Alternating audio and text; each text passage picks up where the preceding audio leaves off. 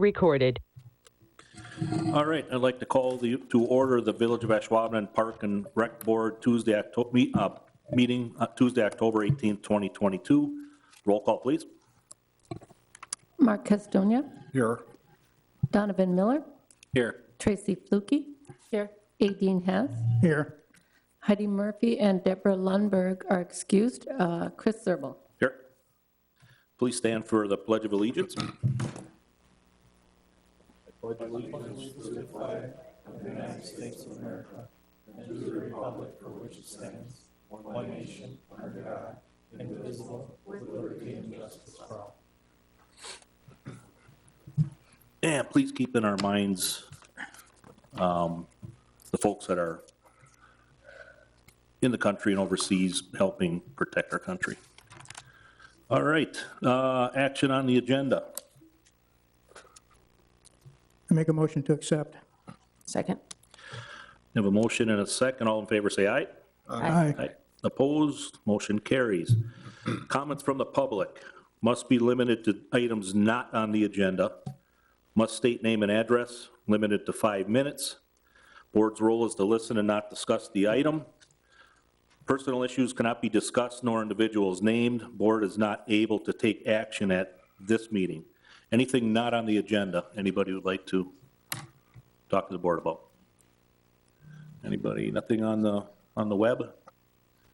Okay. We'll move on. Written communications, I do have one. This was from a Mrs. Beverly Kilgore. It's made out to Park and Rec. I'd like to give a short shout out to a lifeguard at the pool. His name is Oscar. I had hip surgery in the spring and now must use a cane for walking. Whenever I get out of the water exercise, he always asks me if I'd like him to hand me my cane, which is on the bench. He is very thoughtful. The world needs more young people like Oscar. Thank you, Beverly. Nice job, Oscar. And I know that the other young people out there would do the same thing. We've got a great crew out there. All right. Action on consent agenda, Park and Rec Board regular meeting from July 19th, 2022. Motion to approve the minutes of July 19th. Second it. Motion and a second. All in favor, say aye. Aye. Aye. Opposed? Motion carries. Action item 8A, discussion and possible action on recommendation on Ashwaubenon River Trail Bridge project. Rex. Thanks, Chris. Well, we are at the point in the Ashwaubomay River Trail Bridge project that we are going to be bringing it to Village Board next week, Tuesday, with whatever the Park Board recommendation is to proceed or not to proceed. Grafe Architects, we've been working with them now for probably a good 2 years on the bridge itself. Designs, redesigns, a plaza area, viewing area, trails, lighting, the landing areas both at Alden Station as well as in Ashwaubomay Park. All the different aspects of it we've been working with them on, and the bid specifications are almost ready to go. They just have to finish up a few lighting points on the bridge on how they're going to integrate some of the lighting. And it should be ready to go next week if the Village Board tells us to proceed forward with the bidding process. So what we're looking for tonight at the Park Board, I want to discuss the project a little bit, try and answer any questions that the Park Board members may have, let members of the public express their opinions on the bridge itself, about having a bridge there, both pro and con. And then the Park Board, what you will need to do is make a recommendation to the Village Board on whether or not you feel the village should proceed. So at this point, as I said, the bridge itself is part of the Ashwaubomay River Trail. Ashwaubomay River Trail, the first section of it opened in 2005. It starts right now, it starts at the marina. and then it goes southward underneath 172, behind Pioneer Metal Finishing, behind the Bay Harbor condominiums, soon to be paved behind Alden Station in 2023, which would then go up to Broadway. But part of this is going to be the bridge from the point at Alden Station across Ashwaubenon Creek into Ashwaubomay Park. It will connect, this section of the trail, it will connect to the northern end of the lake parking lot. So the lake parking lot, there's two sections, the southern and the northern parking lot. So the very end of the lake parking lot, which is also used by Ashwaubenon Youth Baseball, so on and so forth, there's like a porta potty there right now. That would become the new trailhead for this particular trail, for this phase of the trail. And then were this to happen in some form or fashion, then subsequent phases would be pushing the trail behind Ashwaubomay Lake, looping it around Ashwaubomay Park, along the southern fence line, then over to the old boat launch, which would eventually, as plans have it, be turned into a kayak launch. When our phases are done, or at some point, at least when we get it to New Water, if it goes to New Water, which is the water treatment plant on the southern border, then we would be working with Brown County in terms of extending the trail behind New Water into the Brown County Fairgrounds and over to the boat launch area, the Perkowski Boat Launch, which is actually owned by the city of De Pere. So there's a couple different phases to the project. This is what one phase that we're looking at the direction to either continue on or to change whatever we've done so far. You've got a couple diagrams in your packet of the trail in and of itself, about where it goes and what some of the future things are. I believe the total cost, and I'm going to round some numbers up here, is going to be, Grafe is telling us it should be about $1.8 million for the bridge and the trail extension that goes to the North Lake parking lot. That also includes a configuration at the northern part of Ashwaubomay Park of a plaza area. So you'd have a concrete plaza that overlooks the water, almost like a scenic overlook type of thing with some signage. You would have seating, benches. On the landing, because the bridge is planned to be 10 feet tall, so as the landing comes down into the park, you've got that slope, and there would be integrated concrete blocks set into the slope for people to sit on and kind of hang out on. So we're trying to make that whole northern part of the park like a plaza viewing area so people can, as a rest stop basically for the trail system. As part of the whole project, as I said, it's 1.8 million. We did secure a grant from the Wisconsin DNR, which was a little over $350,000. And then we received a Dave and Rita Nelson Foundation grant specifically for the plaza area for $150,000. So we've got grants totaling over $500,000 for this particular project as if it would proceed. Funding for the project, the remaining funding would come out of TIF 3 dollars, TID 3, which dollars are already there. That's been paid for by increment financing that has been collected from businesses as they, within the TID 3 district. As well as, I think we have $100,000 tabbed out of Park Development Fund, again, which was paid by new business development and new housing development as it's being built in the village. It goes into a Park Development Fund to add recreational amenities for the people that are moving into the village. So a little, what do we got? Somewhere between the third and a quarter of the project paid for, with the grants. And then the rest by the TID district as well as park development. So the bridge I don't want to say it's going to look very nice. You can see a couple examples of it in the packet. It's not, these are just models of other facilities. It's going to look very similar to this. It's going to be a pedestrian bridge, but it will be wide enough to get a maintenance vehicle across it.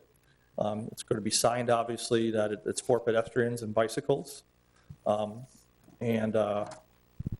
And there will also be a fishing bump out on the bridge, so people can fish from the bridge, and I'm sure they can also use it as an observation area. There'll be some seating on the bridge within this bump out area. And that bump out area is actually shown in your packet on page 14 of your packet. You can see how the bump out area is shown there. They didn't put a background of Ashwaubomay Park, but that's how it's going to be looking. On page 16 of your packet, and I don't know for the people in the audience, if I don't know who's running if Haley, I don't know if you're able to show some of these diagrams so the people in the audience can kind of follow along with what I'm looking at. So on packet page 16, it kind of shows the type of bridge, the type of pilings that we have going on, and the type of railing, which is going to be like a stainless steel wire railing that's happening there.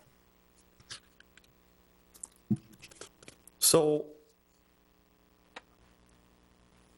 we have some integrated lighting, which they're being worked on right now. A couple different options are above lighting, like a goose lamp type of thing, or built in at the very bottom of the railings itself. A little more expensive, but it makes it a lot cleaner. And that could also be changed colors. So similar to what downtown Green Bay has. You know, if the Packers have a game, you know, it could be green and gold. You can change the lighting remotely just from your computer here at Village Hall or over from the community center.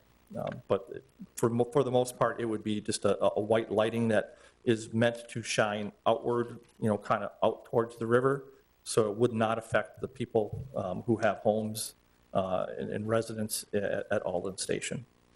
We don't want a lighting conflict with light shining in anybody's homes or anything like that. So we've tried to cover our bases. We've tried to make this a feature that can be used for generations. Again, there's different opinions on whether the bridge is needed and what, you know, if it might cause some angst with some people, and that's what we're here tonight to talk about, and I'm here to say what we've tried to do to mitigate some of those concerns, if any of those concerns are brought forward. So I guess what I'll do is I'll open it up to the park board at the time.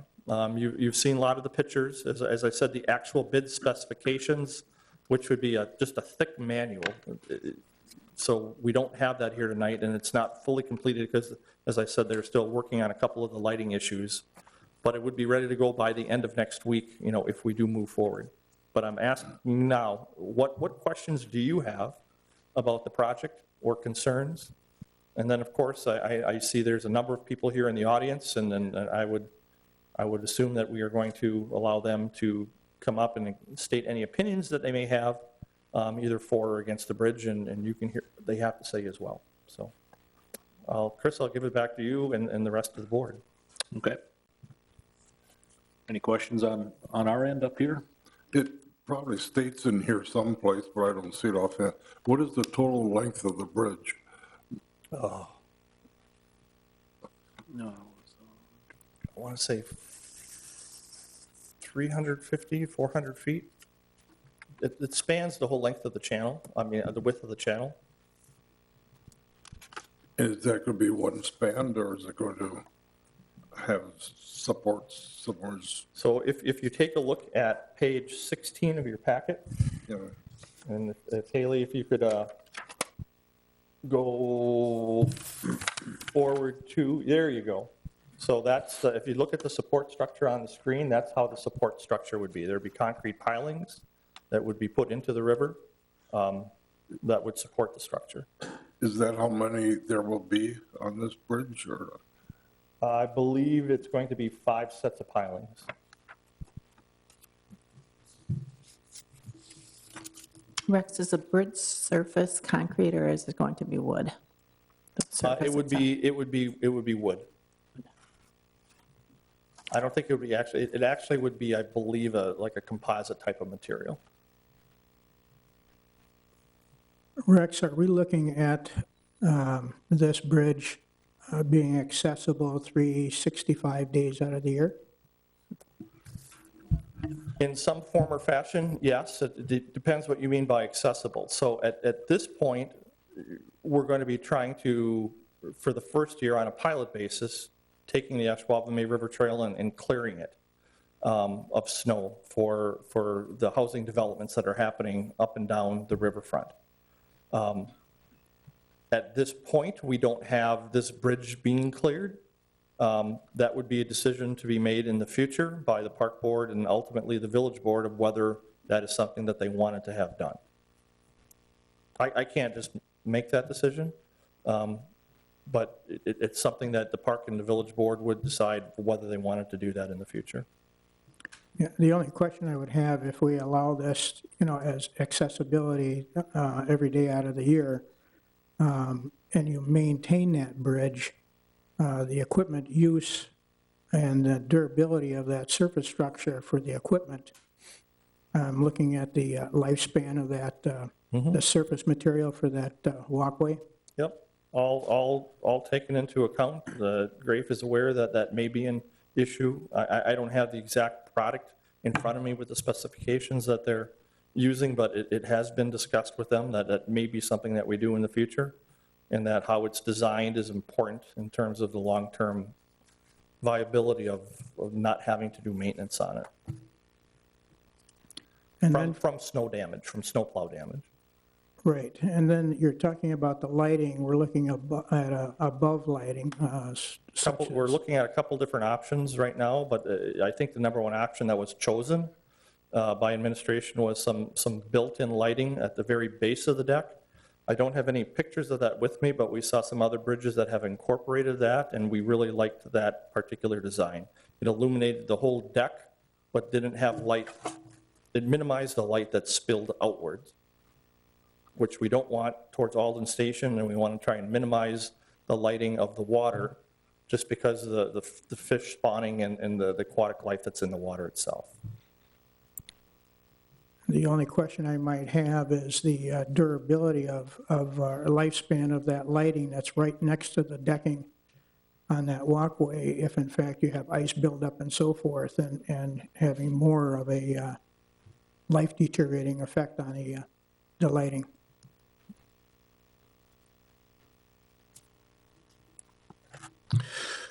Rex, I see there's a minimum, DNR minimum of 5 foot on the bridge. We're planning on, if this goes through, a 10 foot. How did we arrive at 10 feet? Sure. When we first started the planning process, we were starting to plan it at 5 feet, which is the DNR requirement for, it needs to be 5 feet above the ordinary high water mark. So the DNR came in, they took a look at the different water levels, how that showed on the shoreline. They determined what the ordinary high water mark was, like the highest point that's showing on the shoreline of where the water has ever reached up to.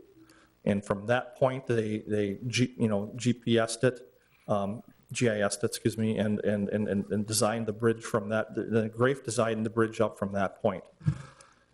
We then had a meeting, they started to design it. We then had a meeting with the residents on Broadway who had expressed, very vocal concerns on a 5-foot bridge wasn't going to be tall enough, that it would limit the type of aquatic craft that they would be able to use to go in and out of the channel, because several of them are boaters that live on Broadway. There's one boat launch area, but like I believe, I want to say 3 seawalls on Broadway on those homes, which means they have the ability to park their boat there, basically. With those concerns that were brought forward, we then asked Grafe, cost-wise, what are some of the different options that we can do and still stay within what we felt was a price that still made the project doable. And that was when we bumped it up to the 10 feet, 10-foot area. And not only will the 10-foot clearance hopefully try and find some kind of middle ground with the folks that live on Broadway in terms of clearance height, but even if we have a kayak launch, if you sit down on the ground and you think you've got your paddle and you're working with your paddle, that 10-foot will make everything easier to clear. It'll also allow boats on the Fox River to come from the Fox River inland, up the channel if they want to do some fishing upward, or go visit the people who live on Broadway. So it kind of works both ways in terms of that 10-foot clearance, but that's kind of how it came to that, Chris, we just felt it was the best option, once some of those concerns were originally heard, and then as we explored it more, it's thought, yeah, it's going to benefit more than just the people on Broadway. A higher bridge obviously will work both ways for boats coming in and coming out, whether you live on Broadway or not. Okay, so when you talked about earlier about the ordinary high water mark, they actually took a water mark that was historically at its highest and then went up 10 feet? That's what's called, yeah, what's correct. Okay, thank you. And that was determined by the DNR. The DNR representative came out there, and I was with the individual at the time, and they poked and prodded and walked up and down the shoreline and made some different markings and then decided this was the level, and they GPSed it and sent it over to Grafe. Okay, thank you. Rex, can you address the cost differential between the 5-foot and going to the 10-foot height, and also maybe address the 100-year flood plain and how the 10-foot versus a 5-foot would affect that as well? Sure. So at the 5-foot, while we started to design it at the 5-foot, that would make it fairly flat and even with the land at both Alden Station, and which is a little bit lower, I believe, than Ashwaubomay, but about the same. But there's also what's called a 100-year flood zone area. And so at the 5-foot area where the bridge would actually land onto solid ground, there's question of it being so close to that mark. We found out afterwards, so we don't even know if the DNR would have approved it. You know what I mean? Because it has to go through a whole permitting process. It has to go through different parts of the DNR, different divisions of the DNR, and they take a look at the floodplains and how any type of structure that's put onto the riverbanks within a flood zone or a flood area, how that would that have long-term effects? Would it work or would it not work? So since then, we've actually found that it's better that we did 10, because with the landings going further into Ashwaubomay Park and a little further into Alden Station, it brings the landing out of that 100-year flood zone area, that flood mark. And so that's one of the reasons why we're happy that we've made it at 10. We looked at doing it higher. We looked at a lot of different options. We also looked at doing it higher, but just with the amount of space that would be needed to stretch it out further, to keep ADA codes, American with Disability Act codes, it would not have worked very, very well at all in terms of it would take up too much area to be able to do that to the extent that we would want to. I don't know if that answers that question, Chris, or? That was Tracy. Yes, Tracy, and I'm sorry. the cost differential between the two? I called Pat Skilecki. Pat is the project manager. He's the leader of Grafe Architects right now. And I talked with him on the phone this morning, and he said we're probably in the area of an extra, probably $100,000 right now. The bridge itself doesn't change. What changes is the pilings that would go into the ground. They have to be longer because the bridge has to be up higher. So you've got a little bit extra steel cost because the steel beams would need to be longer. And then the steel beams are encased in the concrete, so you're going to have a more concrete expense. And then you're going to have to be doing a little more earthwork on the landings on each side at Alden Station and Ashwaubomay, because now you're having to slope it down more from that elevated height. So you're talking extra dirt basically and extra earthwork, grading that all out, and putting in a small retaining wall, a few things like that, to minimize a very minimal retaining wall. And Pat estimated when I was just confirming with him this morning, we're probably talking about $100,000, Tracy. you. For the extra concrete, the longer beams, and the earthwork. It probably helps the amphitheater part of it too then, though, bringing it up higher. But by having that slope, we were able to incorporate that slope and put an amphitheater, kind of like circular seating on that downslope so people can kind of hang out there. There's only it's only a slight grade there now, so that brings it up to get you that extra. Yep. So it's So that was a a bonus. hidden bonus, yeah. Yep.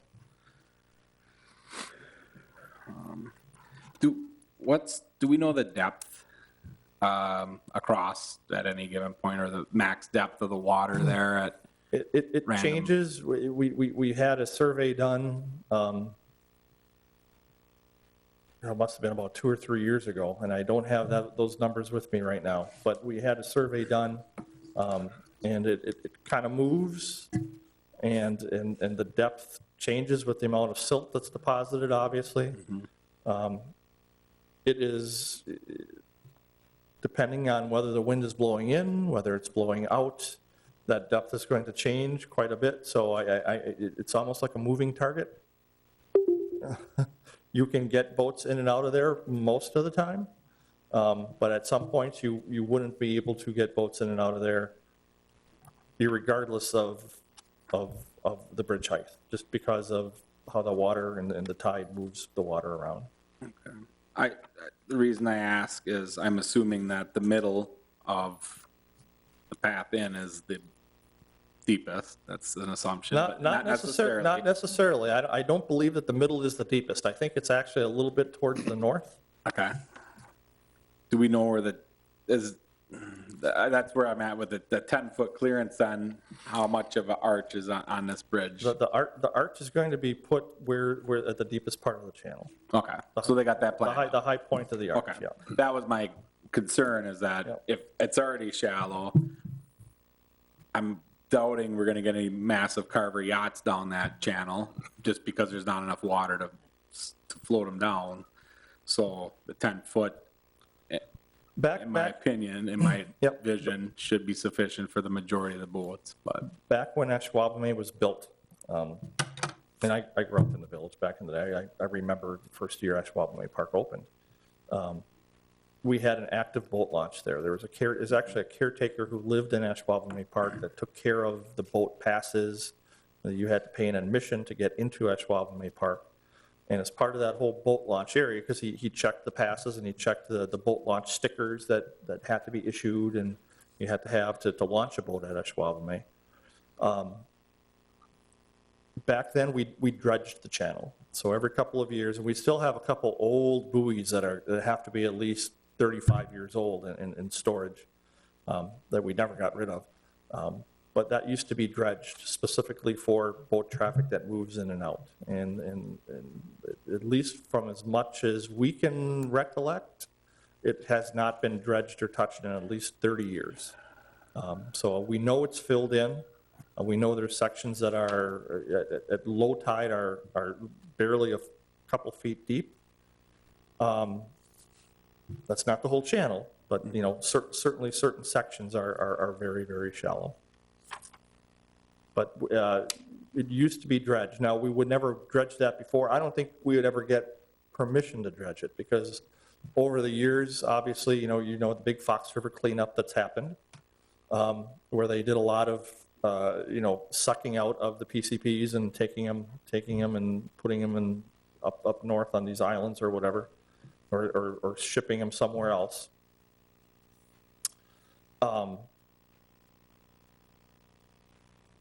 Because of that water moving in and out of the channel, and it works both ways depending on when the wind is blowing, they know that in that channel there is some contamination still. So what they tried to do is they tried to cap that. It was never sucked out, but they tried to cap that partially part of the way into the channel, from what they were able to test. So there's actually like a sand barrier on top of any contamination that might be in there. So for that reason alone, I highly doubt that we would ever be given permission to try and dredge any of that channel out in the future.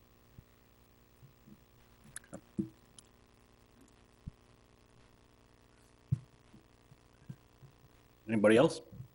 No, I would make a motion to open the floor. I'll second. Okay, we have a motion and a second to open the floor. All in favor, say aye. Aye. Aye. Aye. Opposed? Floor is open to the public. Please come on up, state your name and address. Allison Buckley on behalf of Renew Homes, and our address is 2585 South Broadway. We're strongly in support of the bridge project. It's been something that's been part of the concept for Alden Station since the beginning. I think one thing that's interesting about this is, as we've talked to people who've actually bought in Alden Station or people that are prospective buyers and talking about the trail system, a lot of people, first of all, are asking about it. Second of all, when we discuss whether it's the bridge and just the trail going past there and the extension of it, historically, there's been opposition to trails and having that in your backyard, and we have not had that problem at all. It's something that the residents there really want, and I've never heard from a buyer that that would be a reason they would not purchase theirs because of that extension at all. There's been some talk about the change in the water. I would say just like within a 3 weeks time period here. 3 weeks ago, we had tons of rain over the weekend. The water on our dock that we've installed off of Alden Station water was to the top of the dock. This week, there's exposed land on the Ashwaubomay side within that creek.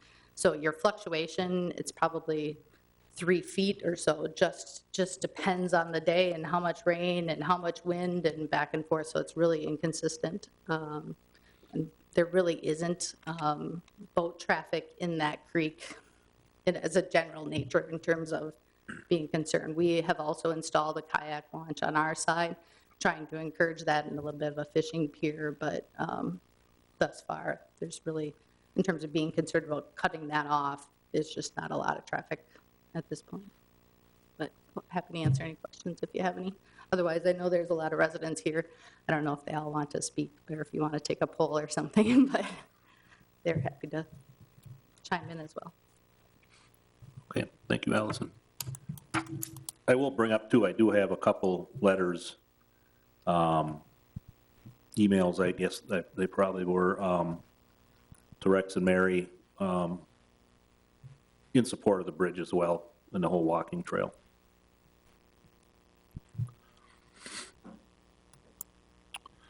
Anybody else want to speak for or against? Come on up.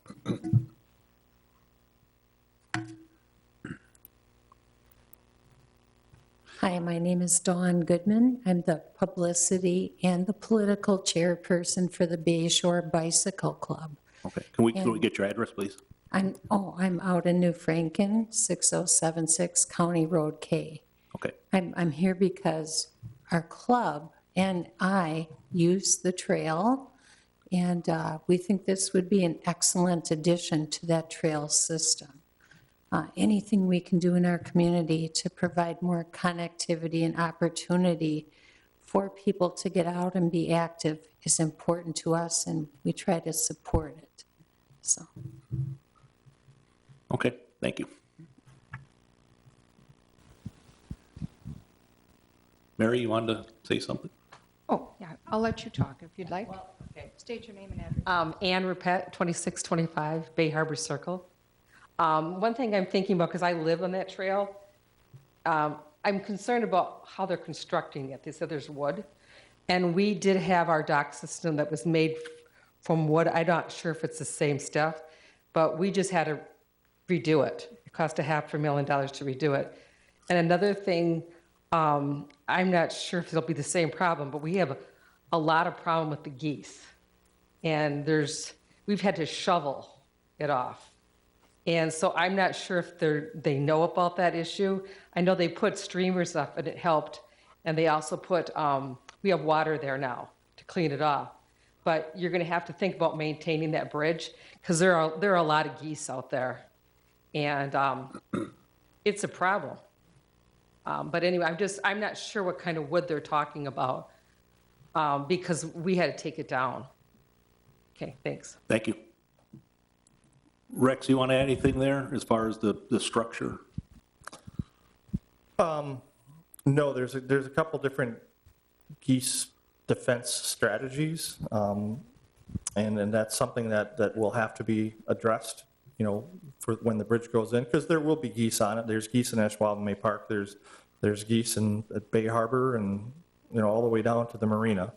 So we know there's going to be an issue with geese, so there will need, there's geese on the marina piers right now, where the boats are and everything. So we know there's going to be regular maintenance that's going to be required on the bridge just to keep it looking good. Okay, thank you. Chris, I just wanted to add that I believe it was 2 years ago, 2.5 years ago, that we met with the residents about the bridge. They had some concerns, so that is why we went from 5 feet in height up to 10 feet. And there were still some concerns. I think a lot of people think that they can get boats up that creek at any time, and I know that at certain times there's like barely a foot of water in there. Depends on the wind, and I know that Rex had mentioned that the DNR probably would not ever let us dredge that again, especially with the fish cribs and everything that have been put in there. And there is also, I believe, some capping at the end of the creek. Correct. That probably would not be allowed to be disturbed. So I think the 10-foot height was a great compromise, and I think it serves a lot of people's needs. Thank you, Mary. Anybody else from the public? Feel free to step on up. Nothing? Come on up, state your name and address. Nancy Matke, 2831 Timber Lane.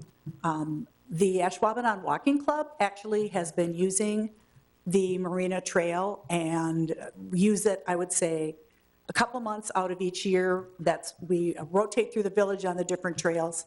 I'm here personally as an individual who is very excited about this bridge happening because it's been talked about for a really long time, probably since Mark and Chris and I were on Park Board together. I utilize all of the trails in the village very much, so I'm very excited about the bridge, and it sounds like the compromises are great. And the walking club uses it as well, and of the members of the club were very excited about it. Many of them saw the presentation, some of the pictures and things at the Pancakes and Politics a week ago, and really like the look of it and the compromises that have been made and the quality. Thank you. All right. Thank you, Nancy. All right, if there's nothing else, we'll take a motion to close the floor. Motion to close the floor. Second. Motion and a second to close the floor. All in favor, say aye. Aye. Aye. Opposed? Floor is closed.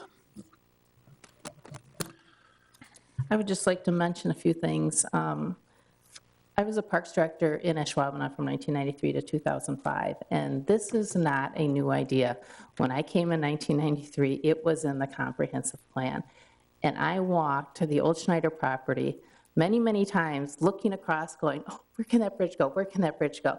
So I'm really excited about this finally coming to be. I think it will be a huge asset to the village of Ashwaubenon. I understand the concerns of the residents, but I just wanted to assure you of one thing. My other job that I have, I'm a national bicycle and pedestrian consultant, and we do work all over the United States. And when trails go in communities, the value of the homes has gone up, it always goes up.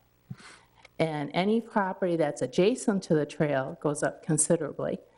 And then any property within like 2 blocks also has a benefit of that trail. So for the residents that are very concerned about their property value maybe going down, Numerous studies have been done, and that does not show, that does not happen. There also was a study about the Fox River Trail after it had been open maybe about 4 or 5 years, and the property value along the Fox River Trail skyrocketed. So I would assure you residents that your property will not lose its value. It will go up with the installation of this bridge and the extension of the trail. The other thing, I forgot who mentioned, the lady in the back about the surface of the bridge. I am concerned about that as well, and I know Rex said he wasn't sure exactly what it is. It's a composite type material, but I would hope before Village Board and that we do approve it there, that we know exactly what that surface is, because that is a key. We can get that for you, Tracy. Okay. In fact, what I'd like to do, and if it's possible, for Pat Skalecki, who's the lead over at Grafe, is I'd like to actually try and have him, remote in so that he can answer questions directly regarding anything about the bridge design that his firm has done. Okay, that would be great, because, wood, we talked about this at Sherwood Forest. They have the wooden docks, or the decks, I should say, that tend to get slippery. And so just to make sure that we're not putting something out that's going to be slippery or be a problem. So if you could get that would Sure. be great. I can tell you that it's the same material that Grafe has designed a couple different things. The loop the lake over in Neenah, Okay, Oshkosh. okay. And Excuse me. I think there's a couple new bridges that went in the Kimberly Little Chute area around the locks there. That Grafe designed all of those, and it is the same material that is, so far, from what I've heard, been successful in those other communities. yeah, and I've been on those, that is a nice facility, so that'd be great if it's the same thing. And then the other thing I would recommend, I noticed in the cost estimates, they've put in benches, trash cans, that type of thing, but I would recommend that the village purchase that on our own rather than have them do that to save some money and maybe even install those on our own. And then the final thing I noticed is not in the whole thing is there's no bike racks. So if we could please add some bike racks to that facility, because people will be coming by bike and they will need somewhere to park their bikes. But otherwise, you did a great job. It looks like a nice design, and I'm excited for it to go in. Thanks, Tracy. Thank you, Tracy. All right. We'll take a motion if we want to pass this on to Village Board. With a recommendation to go out to bid. With the recommendation to, where are we? To go out to bid, yep. To bring that to the Village Board.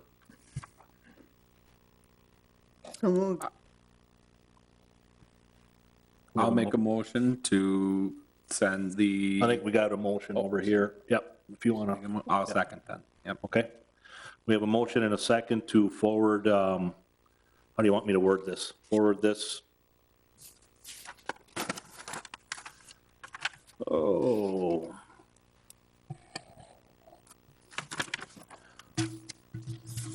To approve, oh, man, where am I here? Oh, to approve the bidding phase to the Village Board. All in favor, say aye. Aye. I Opposed? Motion passes. All right, thank you. Thanks for everyone who came and gave an opinion this evening, whether in silent support or up front here. It's much appreciated.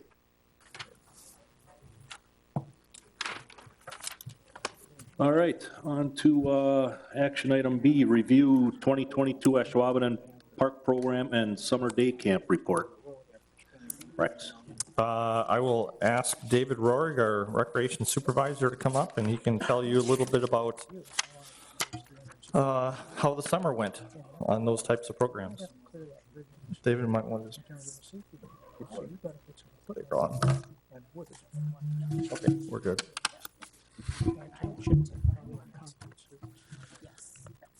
All right, so obviously I'm here to give our annual report. Park program and day camp are kind of two of our staple summer programs that we have, two of our more major things that we run. So always good to kind of give an update on where we stand after a summer. It was obviously a very busy summer. So things went well with both of the programs. Staffing was obviously a challenge, as it is. Seems like with everything these days, park program more so than day camp. So I just want to kind of run through some different numbers and some of the challenges and successes that we had with the park program. We do have a sheet that shows basically all of our different attendance and participation numbers. Page 21 of your packet. Page 21.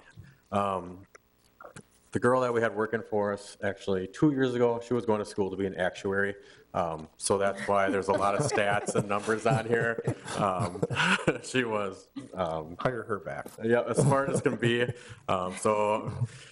She did a good job kind of setting that for us. We did have a new program assistant. Her name was Hallery Dominic this year. And she hadn't really been a parkie for very long. She only spent 1 year as a parkie, but she did an excellent job managing all the challenges that come with that program. Like I said, we did have issues finding staff for pretty much most of spring. It didn't look very promising for being able to open all 7 parks. Actually, when we had our staff training, I think we only had 3 parkies in place, and luckily we kind of were able to tap into high school softball team, and friends recommended friends, and we were able to actually fill all the spots that we needed before summer started. One thing we did have to do this year was lower the age restriction for staff. It had always been basically a graduated senior or 18. This year we actually lowered that to 15. I thought there was going to be a lot more challenges that came with it, but I feel like the kids that we were able to hire did a good job. They all had a great attitude towards it. And it seemed like they all really enjoyed their job. The challenge with that is the high school kids are still very active during the summer. You know, baseball tournaments, softball tournaments, basketball practices. So we had to be pretty flexible with the hours and the days that the kids worked. Basically, if you could work, you know, 5 hours one day, we would take you for 5 hours, and you know, we might have to close the park down early. If there was an out-of-state softball tournament, you know, maybe a park was closed Thursday or Friday, just so that we could accommodate those kids still participating in their sports. Obviously, we didn't want to tell them that, you know, no, you can't go to a softball tournament. I think that's kind of a, you know, a big thing for kids these ages. Yeah, we would have lost those parkies. Yeah, so I said we took the kids when we were able to have them, and when they were there, they did a great job. As far as the overall numbers go, participation was down a little bit numbers-wise, but I think that little bit of a difference is going to be caused by, you know, having to shut down the park a couple hours early, or not having a park open on, you know, a Monday or a Friday because somebody had to go to a softball tournament. So that kind of factors into those overall numbers. We do have different special events that we run for the year. We had 3 of them this year, and actually the participation numbers for all 3 of those were up over the previous years, so that was good to see. Hallery did a great job organizing those, being creative. I always go out to them. It seemed like the kids were just having a blast. Kind of nice for parents. They can just actually drop their kid off for the afternoon, and they know that they're in a safe spot playing and having fun with friends and staff. One of the things you can see, I mean, you know, some numbers aren't so great with the activities and stuff like that, but that's just part of the nature of the, you know, recreation field. We're always trying new things. Some things work, some things don't. If something doesn't work, we pull it out, we try something new next year. That might be a big success, maybe not, but always got to kind of try to keep it fresh by trying different things out. So that's why we have a bunch of different activities that kind of go on throughout the summer. David, what were the top couple of parks in terms of attendance throughout the summer. What were the busiest parks, just to give the park board a feel for that? Yep, Sand Acres was the #1 attended park. That one is usually near the top. Usually that one and Fort Howard kind of switch off on a year-by-year basis, but anybody that knows those two neighborhoods knows that there's a lot of young families that live in that area. One thing we did try this year that was different is kind of a split schedule for Canterbury and Argonne, where we did like Tuesday and Thursday, usually at Argonne, and I believe Monday, Wednesday, Friday at Canterbury. That's still kind of a work in progress. We want to try it again next year and just kind of see how it goes. It's definitely a change from what we've had in the past, but I think both of those are great parks that offer, different things, with the, tennis courts out there or the basketball court, the open space over at Argonne is nice along with the new playground. So I think the parks themselves are different enough while still attracting kind of kids from the same neighborhood that it's nice to be kind of able to go back and forth with what park they're going to go to. David, when I look at Canterbury and Argonne, Argonne was 2 days a week and Canterbury was 3. And Argonne was fairly close to the number of kids there, even on 2 days a week. Would you consider switching that, like having 3 days at Argonne and 2 at Canterbury, or are you going to stay consistent and see how it goes another year? That's definitely something that we can review.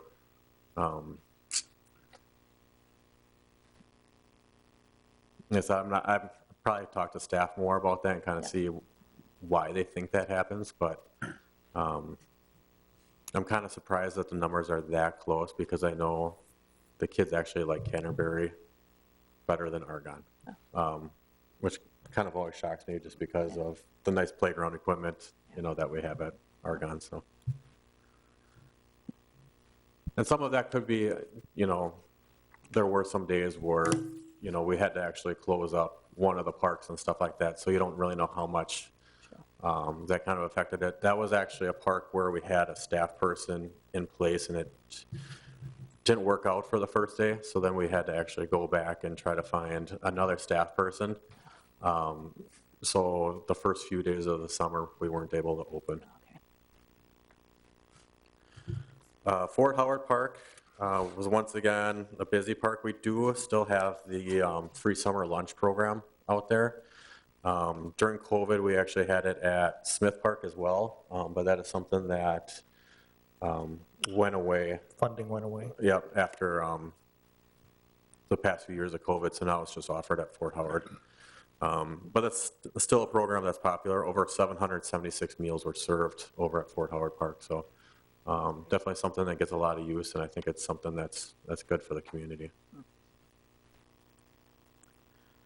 That's all I really, I guess, have as far as park program. Are there any questions that you might have?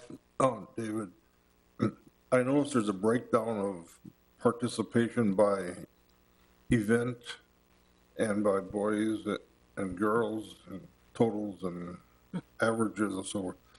Is there any one day of the week that is, or more than one, that's busier at the parks than others? Is Monday a good, not so busy, or Friday not so busy because people are heading out of town or something like that? Not really, that we've noticed. It's just it kind of varies by neighborhood. Some neighborhoods have more active kids. Some parks are a little bit more excited to get there in the morning. And a lot of times it can be really based on who we have as far as a staff person. They can really make or break the popularity of a park. We've seen I've been here almost 9 years, and every so often you just get a parkie who is just a special person that really just draws a big crowd. And then, there's excitement basically every day of the week because they want to spend as much time with that person as they possibly can. I mean, as one person that comes to mind is Jake Immig when he worked as a parkie. I mean, kids just followed him around. It was He crazy. had about 40 or 50 kids a day at his park. It was unbelievable. I don't know how he didn't get home They into came from sleep. all over the village. Yeah. Okay, thanks. He was a Pied Piper. I know I don't want to catch you off guard with this, but it's not part of the park program, but why don't you just talk a little bit about, because they happen at the neighborhood parks, real briefly talk a little bit about the neighborhood special events and how those went this year. Okay. We offered 4 different, basically movies in the park. We call them the neighborhood special event. Basically, the purpose of those is just to get neighbors that live, in an area to kind of get out of their house, give them a good opportunity to kind of mingle with, neighbors they might not normally talk to. Maybe it's just driving by saying, waving or saying hi on the street, but kind of a good opportunity to get out and get to meet some of your, fellow neighbors.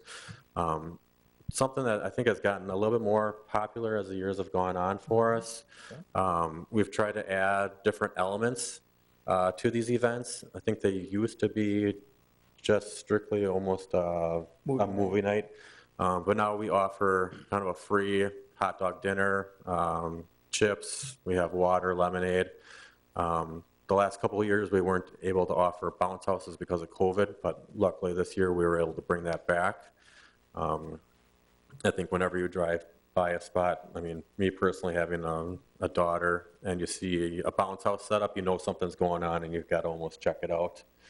The Lions Club has been very generous, donating really nice brand new books, glow sticks for the kids to have. A big book giveaway program by the Lions Club. They give away literally hundreds of books during the summer at these events. And they're all brand new name brand.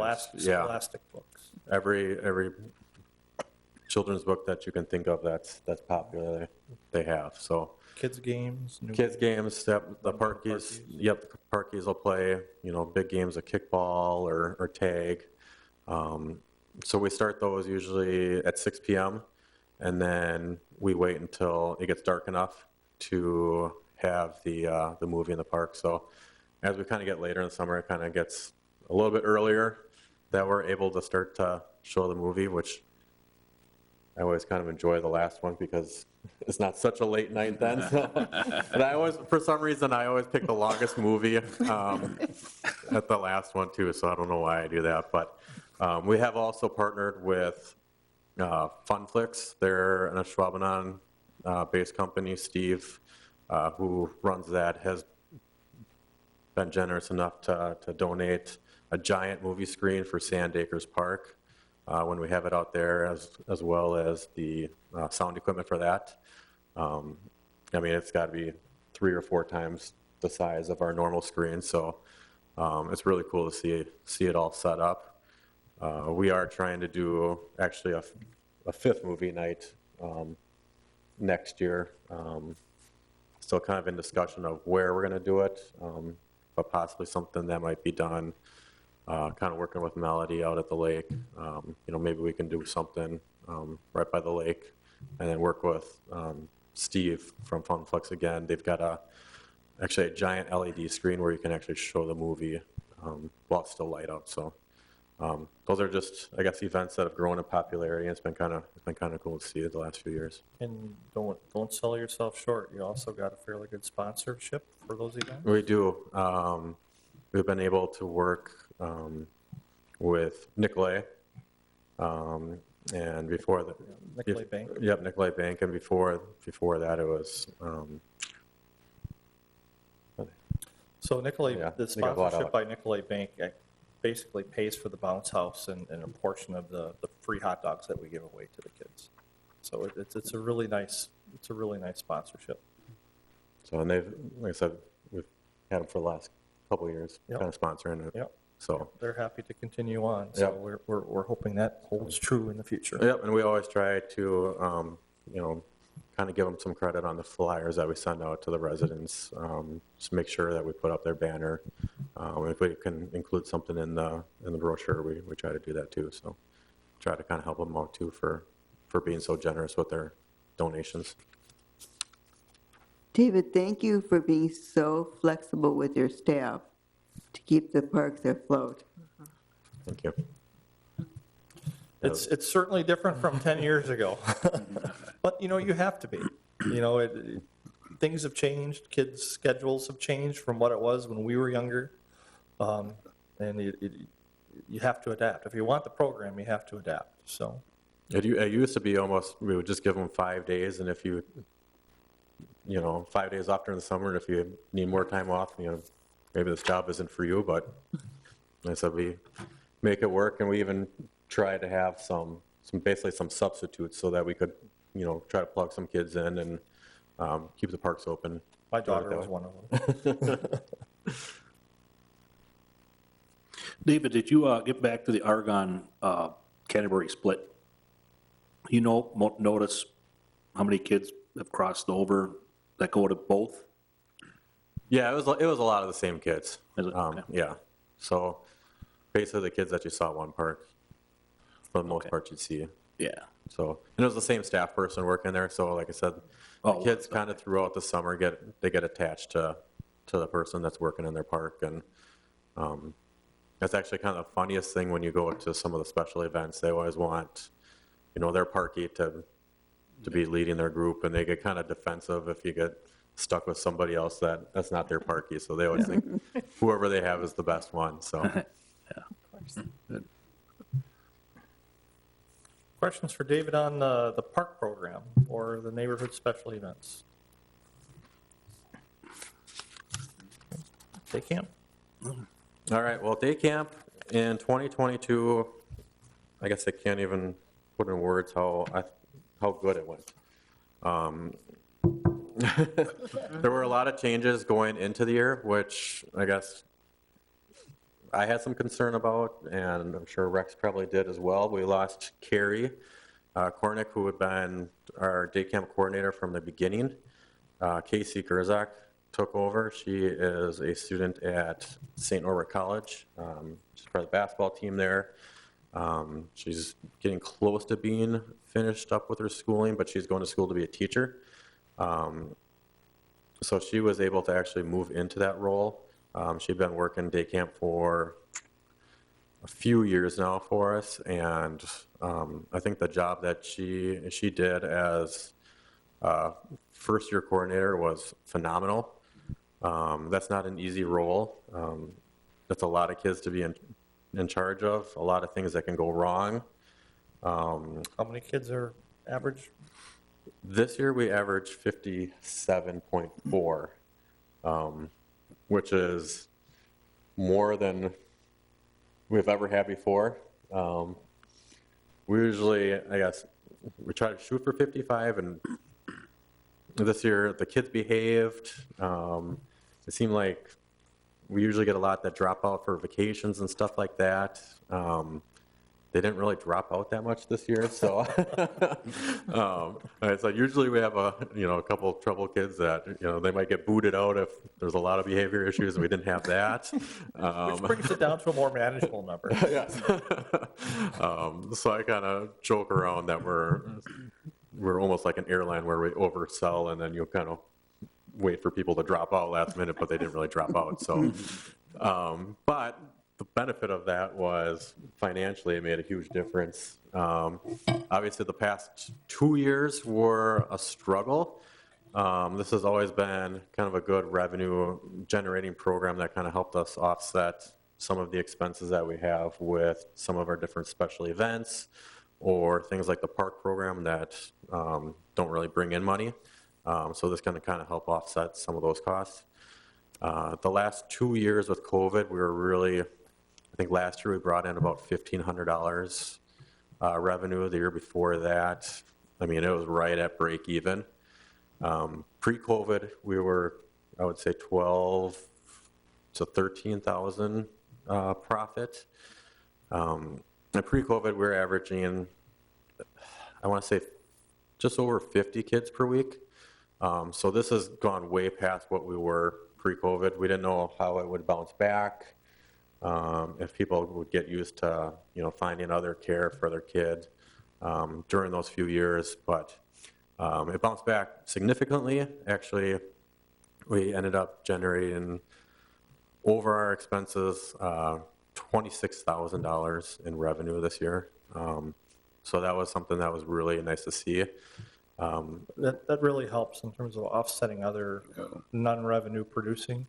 Or you look at it another way too, that certainly pays for part of David's salary, that he has for helping administer the program, running the program itself, so.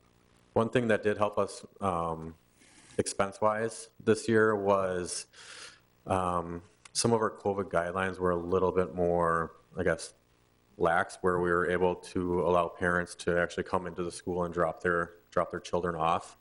The previous 2 years, we basically had only the campers were allowed in the facility. Yeah, door monitors. Door monitors, so we had to have an extra staff person there in the morning for drop-off, and then an extra staff person at pickup, and they had to basically use a walkie-talkie system to kind of communicate when different kids and parents were showing up and dropping the kids off or picking them up. So kind of nice to get away from that. That was a big added expense that we had there.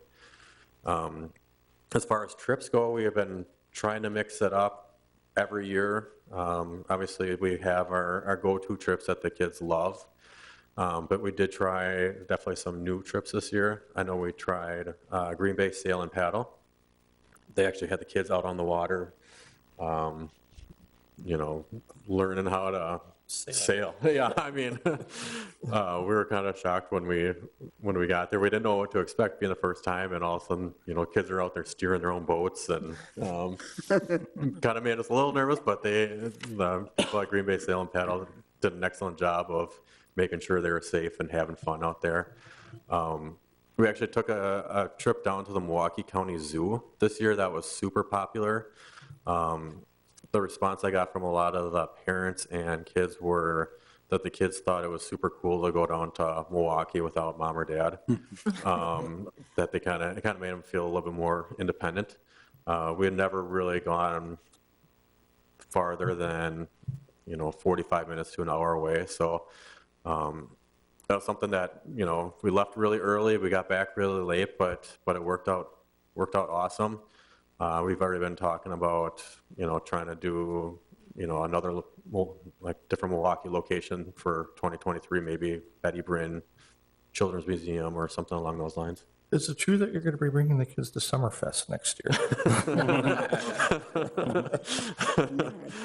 Well, Mel said that she would actually monitor the bus rides for that. So. David,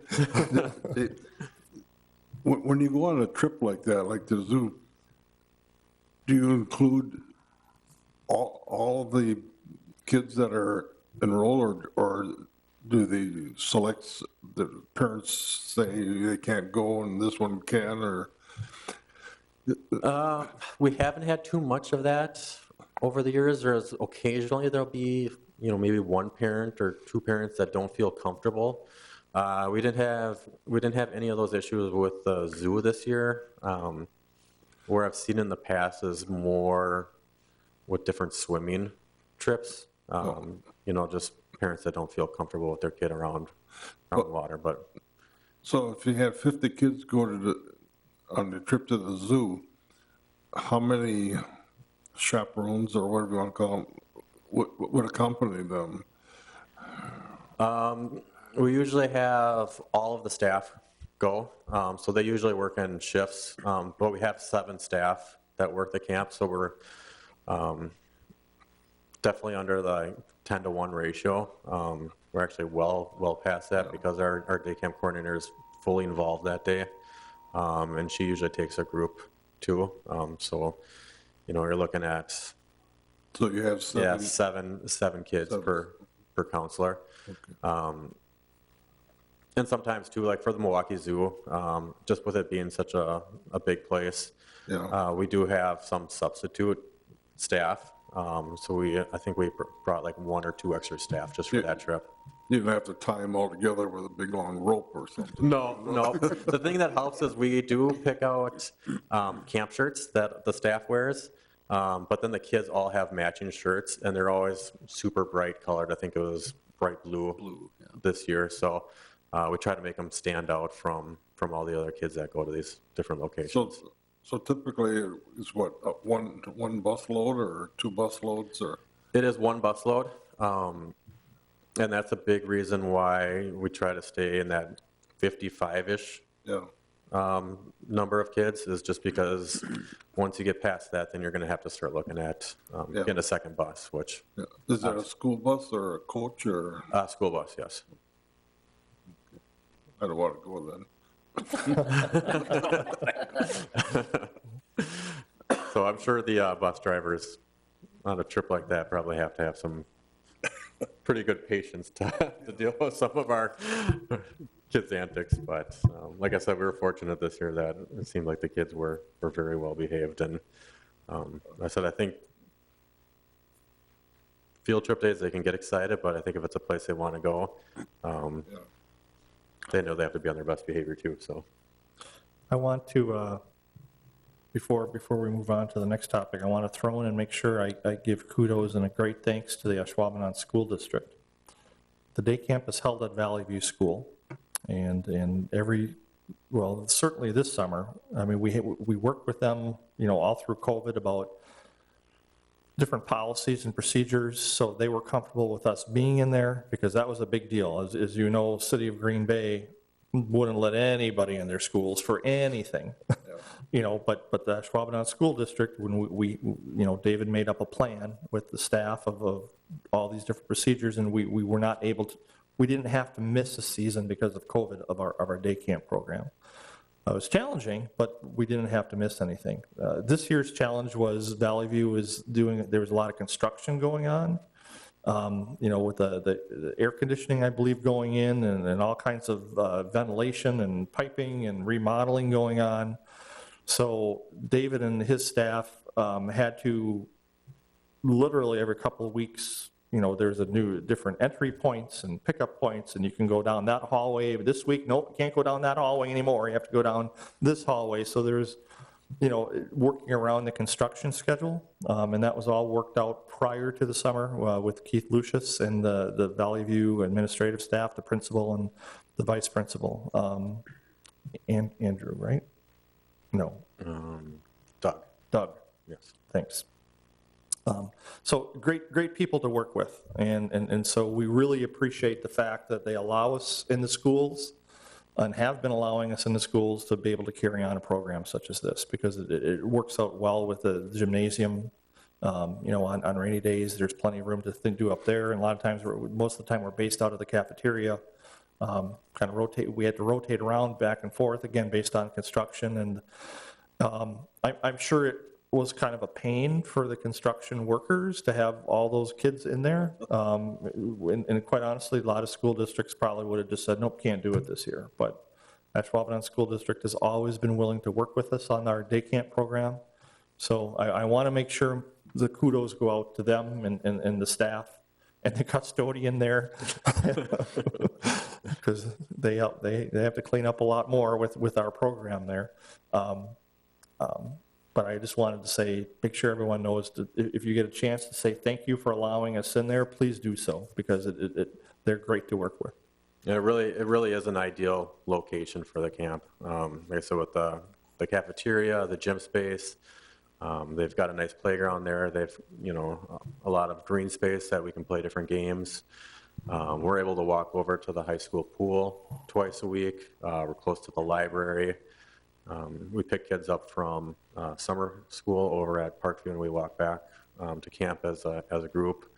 And then just the parks in that area with, Aubinger Park and Canterbury and Argonne, and we even take trips over to Titletown to play on some of their equipment too. So it's a pretty involved program. David does a great job of running it. Yeah, I'd just like to say that this is the first year that my family has enrolled, and logistically it worked out this year, and both my kids enjoyed it. They were wore out. On your side, you were accommodating. I don't recall why we couldn't make a week. You were very accommodating with that. So just a kudos to you and running the program and all the staff. My kids loved it. So they came home extremely sweaty and tired, which was much appreciated for me, unless it was a baseball night, then it was kind of like, but we got around all that, but, so, thank you. It was a good experience for us, so. Yeah, I know Casey did a great job running it this year. I heard quite a few compliments just about the job that she did and just how much fun that the kids were having. And, you know, sometimes it's hard to lose a person that's been there for a long time, but sometimes it can be kind of a blessing because it kind of forces you to change things up a little bit and, you know, kind of refresh the program too, so. Eli's gonna be your next big loss. Yes. My kids, that's Eli. Chill, guys. He was a Pied Piper. Yeah, no, He was at Fort Howard last year Yeah, and switched everybody over to knows day and camp loves this year. Eli. Everyone knows Eli Herman, yeah. Yeah, no matter the activity, he's willing to do it. And he's a kid at heart. Yep. Yeah. He almost looked as tired as, you know, some of the kids that I bet. playing all day by the end of the day there. Every time I walk in to pick him up, he's playing basketball with him, or something, you know, where you just think teenage kids just be sitting there on their phones or something, right? But, you know, like, they're going with the kids, so it was always good to see, so. Any final questions for David regarding day camp? Nope. Thank you, sir. Thank you, David. Thanks for all your hard work. Thank you. All right, C, Ashwaubenon Lake Report, Ashwaubomay Lake Report. So Melody Escoto, our aquatic coordinator, is going to fill you in on how the summer went over at Ashwaubomay. Hello. So I am going to kind of go over the yearly lake report that I usually give traditionally around this time. I guess I want to start out with kind of just giving you a little overview of how the summer went. First and foremost, thanks so much to all of you for being supportive of me kind of at the start of the season and hearing my need for more funding for the lifeguards. It saved me. It saved the lake this summer. I was about a week and a half before the lake fully opened, I was 9 lifeguards short. And in a staff of 20 full-time, that's nearly half. And so the ability to offer them that extra pay and that $150 really was a blessing this summer. So I turned to my staff this summer and I told them, like, I'm gonna be honest, guys, we don't have enough people. I don't wanna put more hours on you. This isn't a job where you can safely make these teenagers work 40 hours a week. The schedule that I have set is kind of a rotating schedule, so a full-time lifeguard position isn't 40 hours a week. It's 55 hours in 2 weeks, and if you've ever been out in the sun for a long time on a hot day, you get really exhausted, and there's no way that I could safely run a lake with that many people. So I kind of put it on my staff, and I said, you guys swim, you know swimmers, you know people that swim, help me help you. And within 3 days, with being able to tell them about the pay increase and the $150 bonus, I had 13 kids in a lifeguarding class. So I kind of created a makeshift class there and got my hours in and got the pool time in, and I was able to be fully staffed by that following Tuesday. We opened on a Friday, and by that following Tuesday, all of my staff were trained and ready for the summer. So that was a big accomplishment, and kudos to the staff for reaching out to their friends. It ended up working out greatly in my favor because now all your friends are at work with you. And so the requests for days off and things like that, they were all on the same schedule. So you're all going to work with your friends, and your friends plan things on days off. And so I had a really amazing, close-knit group of kids there this summer, and it definitely showed to the community, and they just really had a blast out there. So thank you for helping me accomplish that. To kind of go over the report that you guys have in front of you, I think it's on page 27. The front page is just the overview of how the summer went. We were up in attendance from last year, just over 2,000 people. 2,000 more people came this summer than they did last. It was the first year back open last year after we were closed that COVID season, so it was good to see those numbers continuing to increase. We had a pretty decent summer weather-wise.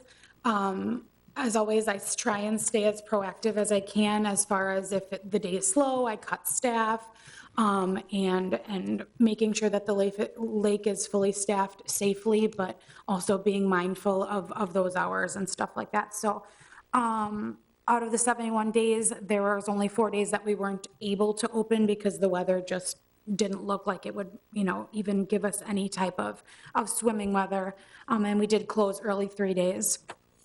The lake had 21 rentals this summer compared to 22. If you think about it, the lake season is just 10 weeks long. So it's essentially every weekend of the summer there was a rental. We do rent during the weekdays, except for the Wednesdays that were open late for family swims, and on our special event days with the food trucks that were open late. So that number is kind of at its peak. There really isn't many more days that I can rent without overloading the staff and with the days that are available. June isn't our busiest rental month because sometimes it's still a little chilly, but July and August, I have people wanting to rent up until the day we close. So we try and fit as many of those in as we can. We do have some passes that we allow at the lake. I work with the Brown County Library, and the kids if they read so much, they earn passes to the lake. We had quite a few of those this year. We also hand out at the Bike to School days, the schools in Ashwaubenon hand out lake passes for that. So those were definitely utilized. It is a lot of free passes, however, they're for children, so we're hoping that when the kids come, they're bringing siblings, parents, things like that, and just trying to get the most amount of people in as we can. The new point of sale system was kind of our new thing this year. It was definitely a needed system. We were using just kind of outdated cash registers, push button cash registers. It made accounting really hard. So that was our new endeavor this year is having those touch iPads. They were fabulous.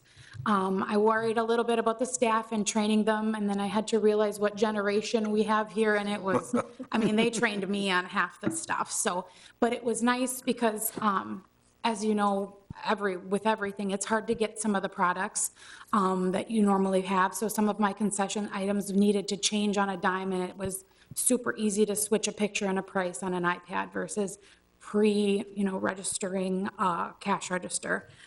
So that was really nice. It also made creating this report for you very, very easily. So I am really enjoying that new point of sale system out there. Other than that, if we kind of go through, you guys can see what we brought in ticket sales wise and pass wise, as well as concession sales. This year, as you go on to the second page, which is page 28, I have the year-by-year comparison.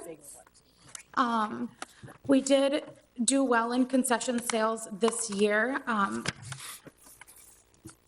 Rex and I go through all of our concessions at the beginning of the year. We kind of look at items that maybe didn't sell that well last year, and we always try and keep the profit margins above that, that kind of 40% range, and so that really helps bring that revenue in. The lake doesn't have, it pretty much has 3 ways to make money, which is admissions, rentals, and concessions. So to kind of keep up on that as much as we can with product cost going really through the roof for things that you don't think about. The little trays that hold the nachos and pretzels, those things doubled. So finding alternative paper boats and stuff like that has kind of helped keep those costs down for us. But as you continue on, you can see I kind of have broken down the admissions. You can see, at the far right, you see the breakdown of the residents versus non-residents. Residents did get a discount at the lake. They get $1 less than non-residents. So our base fee is what the non-residents pay. And if residents provide proof of identification, then they get that dollar discount. The non-residents are very important to the operation of the lake, so you can kind of see the percentage-wise, or, I mean, the numbers-wise, that the non-residents do make up a great deal of that attendance. The final page is just kind of my breakdown of the concessions items. Our top sellers are definitely our pretzels with cheese and the wonderful SpongeBob SquarePants ice cream. Those definitely were a hot commodity. We did lose Choco Tacos this year, which was tragic. I saw it on World News, actually, that Choco Tacos was a serious thing, so that was sad. So you see that there's none on that come August, but.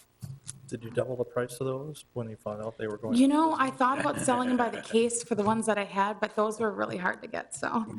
I'm open to any questions that you have. I know that sometimes you guys just like to know a little bit about the operations, but let me know. The rentals, I was wondering, what kind of rentals are you getting? Like, what typically is coming in? How much do you charge for a rental? So our rental, so it's a 6 to 8 p.m. rental is what we have. For a resident, it's $195 to rent the lake for 2 hours, and that's up to 150 people. And so, yeah, 6 to 8 p.m. any days but Wednesdays, really. Tuesdays can sometimes be a long day because the lifeguards train every single week, and every single Tuesday morning they're there early. So that makes for a really long day if they're there by 10 and they have to stay till 8. But I do have some Tuesday rentals. But birthday parties, church groups, and things like that are kind of who makes up most of the rentals. And you said you're pretty booked on those, it looks like. Absolutely. We're turning down rentals towards the end of the summer. I just don't have enough days to, and when I book 4 rentals back to back, those are long days for some of those staff. And I have to be mindful, just like David, last year we opened it up to 15-year-olds. And so I have to be mindful of what staff is able to stay versus how many hours they can work. Yep. Have you raised the price on that at all? If The it's rental? so popular, maybe you could raise the price on that a little bit? That is absolutely in my budget this year. So Rex and I Nice. had a conversation, and yes, that rental rate is looking to go up $55. We did raise the rental rate, what was it, 3 years now, 2 years ago, significantly. I believe we raised it, I think $75 as a whole, and it did not dent my rentals. I was still in the 20s. So we do need to do that, especially with raising the lifeguard wages. Rex and I sat down and talked, and we will cross the board, raise it $55 for both residents and non-residents. And then if someone does have a bigger group that needs to come in, then it's a higher rate on top of that. Correct. Because You have to have more guards then. yeah, that base rate is for up to a certain amount of people. But if a group has more that requires a larger lifeguard watch, then that additional cost is put onto those individual rentals. What is the current ticket price? So for a resident, a student, it's $3 and $4 for an adult. For a non-resident, it's $4 and $5. And when was the last time we raised those prices? What was that, 2 years, 2 or 3 years ago we raised those? Yeah, 2 or 3 years ago we raised that. Why don't you tell the group what some of the surrounding area aquatic fees are that other agencies are offering? So it's definitely something I watch closely as far as what other municipalities are having for their admission costs. The city of Green Bay, I think this year was the first full year. Last year, 2 years ago, they have started it. They started with just a base fee. Everybody, no non-resident versus resident, of $350. So to get into their facilities, it is $350. And that's their base cost. De Pere's a little different with their new pool. So the Legion pool is just $4 for a resident to get in, $7 for a non-resident. And the VFW is more, so $5 and $8 for them to get in, for one person to get in to the VFW, the new facility that they just did. Kokana is $2 for residents and $3 for non-residents. Appleton is done the $3.50 for children and $4.50 for adults. So we are pretty in range with where other places are. We've talked about it in past of possibly raising that, but just because we are so close to that median range with other similar municipalities, we haven't gone that route quite yet. The discussion point on that is we're going more for volume, for numbers versus the individual prices. We feel that based on what the market is in the area, if we raise it too much, if we raise it again, we're over $5, if we're up to 6 or 7, because we bring in like what, 23,000 people? Correct. Yeah. Over the course of the summer. Almost 24. We might bring in more revenue, but we'd also lose more people that aren't willing to pay that on a regular basis. You know, so you're trying to balance what those daily admission rates are. And then we have the philosophy that we still want to, while some of the others are just going with a straight fee, it makes it easier, right? With just one fee to get in, we still want to give our Ashwaubenon residents a lower rate, a discounted rate, because it's their tax dollars that are paying for the program, for the operation of it. So that's why we still have a separate non-resident versus resident fee. So for the residents, as Mel said, it's $3 for kids, $4 for an adult, and then $4 for kids, $5 for an adult as a non-resident. And, you know, the staff there have lists of addresses, what's in Ashwaubenon Street, what's not. They get asked, you know, where do you live, what's your address, and they get charged appropriately then. Considering the economy and the inflation and who knows, you know, how well that is going to go over the next couple of years, if it's going to come down or even go up any higher, it's a matter of trying to strike a balance between your expenditures and your income. And I noticed that we had a $31,000 increase in terms of lake personnel, and yet I look at the income coming in for the tickets, the spread, I think it was around 7,000, even though you had an increase of 23,000 over 21,000 from the year before. And that could be because of an uptick because of we're getting past the COVID situation. But nonetheless, we had to lay out quite a bit of expenditure to get the lifeguards that we needed. And so now we're looking at a $12,000 deficit. And we haven't factored in the filling of the lake with the filling of it and maintaining the flow. That cost has to be added in yet. So I guess that's why I was looking at other areas. You've increased it as far as the rental. You know, if there was a possibility of increasing it still slightly on the ticket price and still be competitive with the surrounding area. I mean, Ashwaubomay is a very unique swimming facility. I mean, it's one of the few, it's the only one like it in this area. Yep. I know West Bend has had one similar to this, and I don't know if they still run theirs, but it might be interesting to contact them and see what they're charging, and they may be less, but because it is a unique facility, maybe you could get away with, you know, raising it a bit because it's non-chlorine. You know, people that don't want chlorine, it's got the sand, it's got the beach. It's got some characteristics that you're not getting at the VFW pool, or you're not getting at, you know, the Green Bay pools. So you may be able to raise it a little bit just because of that.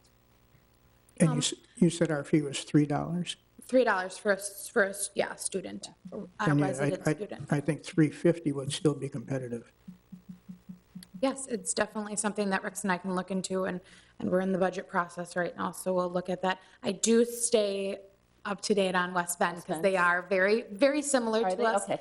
Unfortunately, they didn't open this summer because they had 0 staff. They had 1 staff member before the season, so there was talk of not even using that lake anymore. I have since seen that they have come out with a pretty solid marketing campaign offering to pay $18 to $20 an hour for their lifeguards, in hopes to get enough to have a season next year, because they didn't even have a season this year. It's too bad. It is, because it's a beautiful facility. It is. You've got to figure every other municipality is having these same discussions as far as, I mean, just because everybody's in that same labor situation and labor costs. It'll be interesting to see what everybody else does and then what we can do accordingly. What are they doing? Is there still for the quarry out in Howard, what are they doing there? It's still unguarded. There's no Unguarded. charge. You have to be a Howard resident and present, I think you do have to go down to their village hall and present your ID. They give you how many bracelets you have of people in your household, and I believe you're given one extra for a guest, and only people with bracelets are allowed to utilize the quarry, and it is still unguarded. There's also Sunset Beach in Kimberly, and it's not near as nice as ours, period.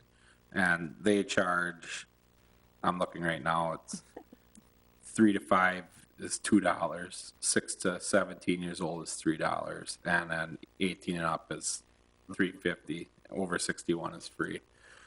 Nowhere near as nice. They have a nice sand beach, but we have a nice, hands down better. So value wise,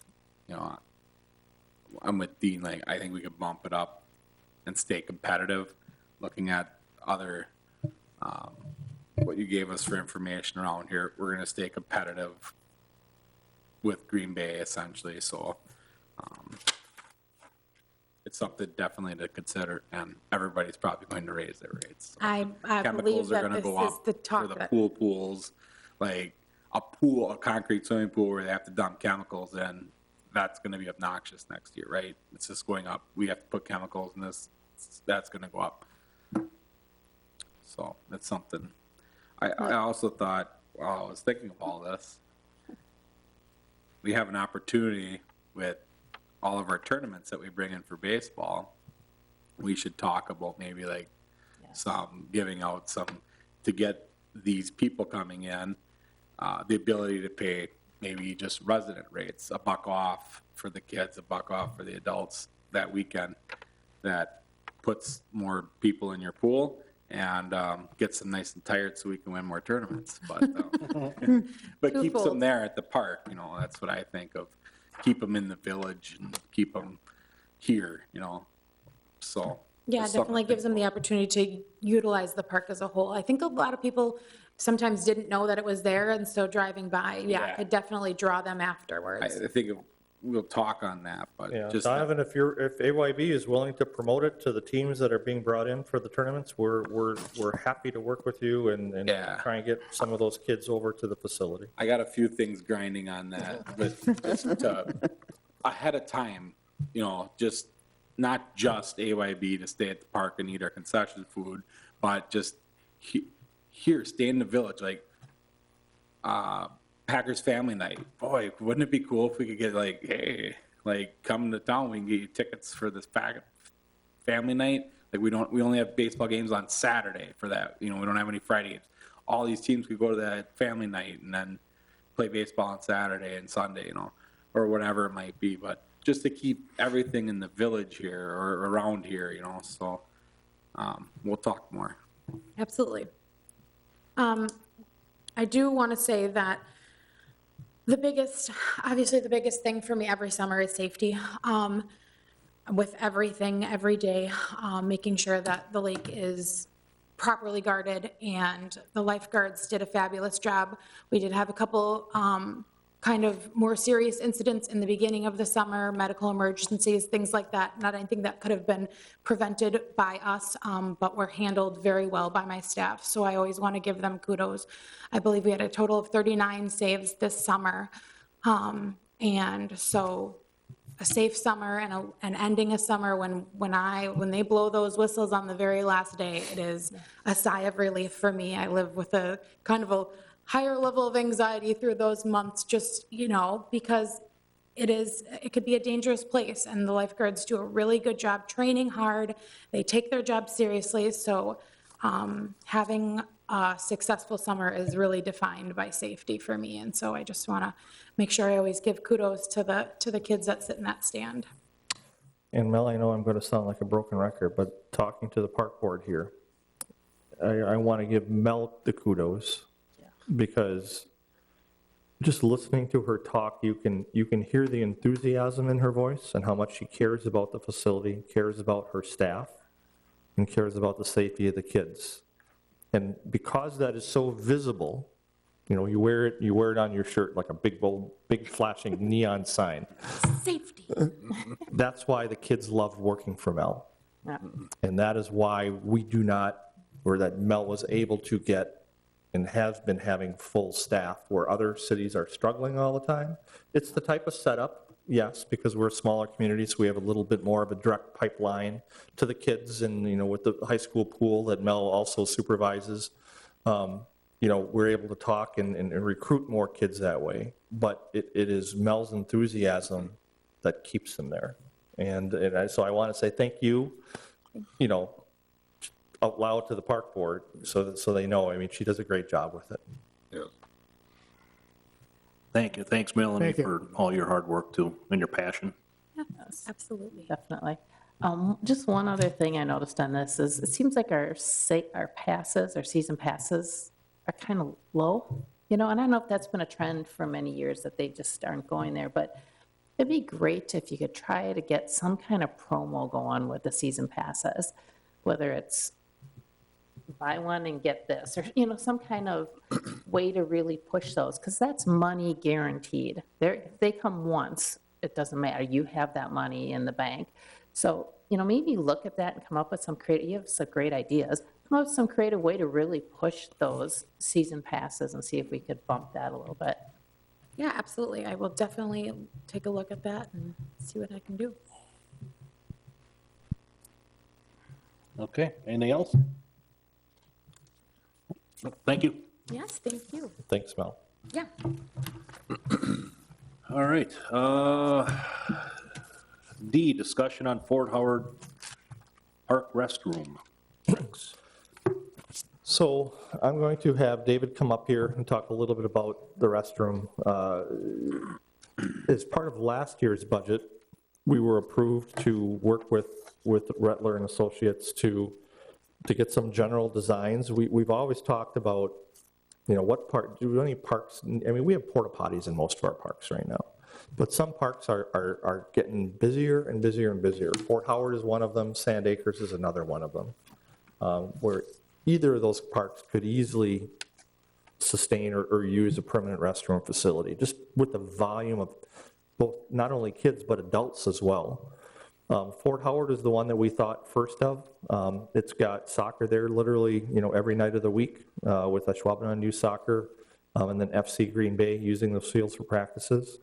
And then it's got the pickleball program, not only just our own residents, but the Packerland pickleball players use that almost daily as well for some different age group at some point during the day. So then you've got the regular neighborhood kids. As you can see in the park program, it's one of our busier parks. So it's just a busy park, and it's serviced by one or two porta potties that are, you know, it leaves a little bit to be desired when porta potties have that much use. Let's just put it that way. So we've always talked about having a permanent restroom there. Wouldn't it be great? This is a facility that we could use one at. You know, a number of years ago, we also started to talk about splash pads. You know, and what parks would be appropriate for a splash pad. We want to put it in a neighborhood.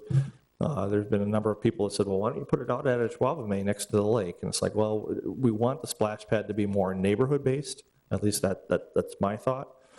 So Fort Howard is one of the parks that was considered just because of the space it has to accommodate that.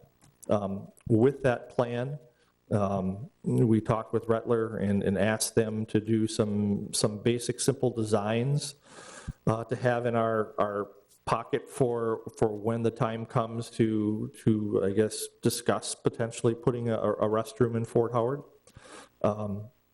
And that's what David has done. So I'll let David take it over from here and let him talk a little bit about his discussions with Rettler and what some of these different options are. Thanks, Rex. If we Actually, go to page 32. We got kind of a mock-up of one of the designs that I worked with Chase Rutler on. We basically have two different design options tonight in this packet.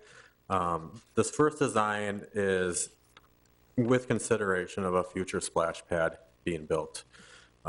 When it comes to designing a restroom type facility, there's a couple of different things you have to keep in mind when you're dealing with a splash pad going in, obviously. So in this first design here, what you're gonna see is there's gonna be a covered overhang area, so people can get out of the sun into the shade. There's gonna be a men's restroom, a women's restroom. There's gonna be a family restroom. That's gonna be part of that, since this is basically considered a pool type operation. That's something that needs to be included. We do have a storage area, so we would actually be able to potentially run the park program out of this facility. Makes it a little bit easier. We have had a few issues out at our park shed, which is with kids breaking in and things along those lines. It would eliminate the need for that shack. So yes, we could eliminate that at that point. And then there is a mechanical room for future housing of just the different components for what's needed for a splash pad. You can kind of see the way we angled the different pathways, just to kind of make it a flowing type design versus putting in a bunch of right angles that people are going to be cutting across the grass anyway. So that's design one. If you look at the next page. And before we go on, when David says a covered area, you take a look at the little inset box on the bottom right-hand corner. It would be for 3 picnic tables. So it's not a huge area, but it would help serve people who are at the splash pad, or it could help, get kids under, out of the sun, is more kids for a park program. Really, it's very similar to the restroom that we currently have out at the Ashwaubenon Sports Complex. If you know the one we have at the sports complex, it's a men's and a women's restroom. It's got a little bit of an overhang, enough for 3 picnic tables. And the storage / mechanical room would be about the same size as the little concession area that soccer uses when they have soccer concessions out there. So literally the same size as the restroom out at the sports complex. And when we started kind of going through this process, I actually met Chase out at the sports complex, and I said, this is essentially what we're looking for, just to kind of give them an idea of the design that we're looking to do. David, can I clarify quick? You said that state code requires the family restroom I believe so, yes. Splash pad, probably. because of the splash pad. If we didn't put the splash pad in, then it would not be required, but if the Correct, splash pad goes in. Okay. Yep. Page 33, we kind of have a price breakdown. So Hold on to your seats. Yeah, there is going to be some sticker shock. I'm not going to lie. Me and Rex have kind of gone back and forth on this, and so we were kind of surprised. Yeah, unfortunately, it's kind of an unfortunate trend, the way pricing and everything has been going lately. You're looking at $650,000. Some of that stuff can be covered with park development as far as utilities go. I have talked to Rutler about, some concerns about the price. There is a possibility of knocking some money off of this total amount. They've actually been doing some more kind of prefabricated buildings since they've seen these, price of materials and labor going up. If you look at the pavilion and restroom, the enclosed area, you'll see a price tag of $300,000. If we decided, this price is too much and we wanted to go to a prefabricated building, we could almost knock off about $100,000 from that price. And then also the open-sided area, $100,000. Me and Rex discussed it's a pretty steep price, and that's basically them coming in and custom building an Which is- overhang for you. And as an example, the entryway to the employee on the side of that was bought from Polygon, I believe, and just added on to the building. So that's, if we went the prefab route, that's what our suggestion would be, is to just not have it constructed, but do it almost like as a side job and do it similar to how we have out at the employee entrance. And you'd be looking at probably a $30,000 to $50,000 price tag versus $100,000. So just something like that. I mean, you could theoretically knock off about $150,000 from. Depends how you want the price. building to look. I mean, Yep. with a prefab building, your options to design it as exactly how you want it are a little bit more limited. So.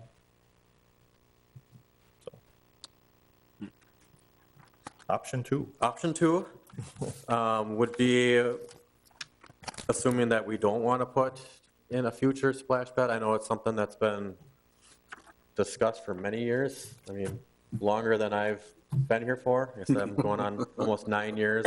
And I know that has already been discussed well before my time. Yep. So this design here is, if we were to think we don't want to ever put a splash pad in. Ideally, when you're, building something like this, you want to look towards the future and make sure that it's accommodating the vision that you have overall for the park. It's something that I know has been part of the court plan, something that's been mentioned, throughout the community that they would like to see. So you can kind of see the design of that. Like I said, you'll still have the overhang. You'll have the men's, the women's restroom. We would still try to incorporate that storage area for the park program. You wouldn't need the mechanical housing area, and you wouldn't need the family restroom. I kind of expected a larger price difference. Yeah. But it's, right in the $30,000 range. Like I said, you're losing a family restroom and you're losing the mechanical housing for the future splash pad, So I think David's done a really nice job with these two things. So we had one of our initial budget meetings today, with administration about what monies are out there and what projects are out there. One of the things that also needs to be taken into consideration is probably half of the projects we had this year aren't going to get done this year. The Smith Park Playground still has not been delivered. That should have been put in already. Even if it came in tomorrow, which it won't come in tomorrow, because it hasn't even been started, the manufacturing hasn't even started on our equipment yet, which just, yeah. And this was ordered back in March and April. I don't want to go there. The rubberized surfacing is out of the picture this year because it's too cold now to put the rubberized surfacing in. So we got that. The Klipstein Park Playground equipment, can't get it in. Manufacturing delays. That was ordered way back, like months and months and months ago. Can't get the stuff in. Ashwaubomay Park Maintenance Building, which was going to be built with ARPA funds, came in $100,000 over budget. We're going to try and rebid that this winter and see if, having a longer lead time so that people can fit it in whenever they need to, if that might bring the cost down a little bit. So that's another, so now that's a $400,000 building probably that will be built next year. That's another project. Let's also not forget Ashwaubomay River Trail Bridge, if that moves forward. That's a $1.8 million project that will be done next year. So we're taking a look. We want a lot of these great projects. There comes a point, is like what can, as staff, we handle on top of the regular stuff that we've got. So talking with administration, I put in the cost for a new restroom / splash pad building at Fort Howard, but I think it's in the best interest of all of us and just being able to get the projects done that we need to get done, that we didn't get done this year, that we even though we have this stuff that we were given the okay to do this year, we've pushed that project. It had to be pushed, as well as a number of other projects that we were hoping to get done. it's just too much stuff to try and handle at one time, especially with the delays and the state of the economy that's out there. We're hoping we can get everything done next year that we want. So, but that being said, now at least, now we've got an actual design that we can show, that we can work off of, that we can work with you on, that we can show to the village board members when the time comes. We've got some costs, which will either go up or go down, but we've got some base costs now, from David's work with Rattler. And Rattler said they could, if we get to that point, they can obviously update the cost too to kind of reflect.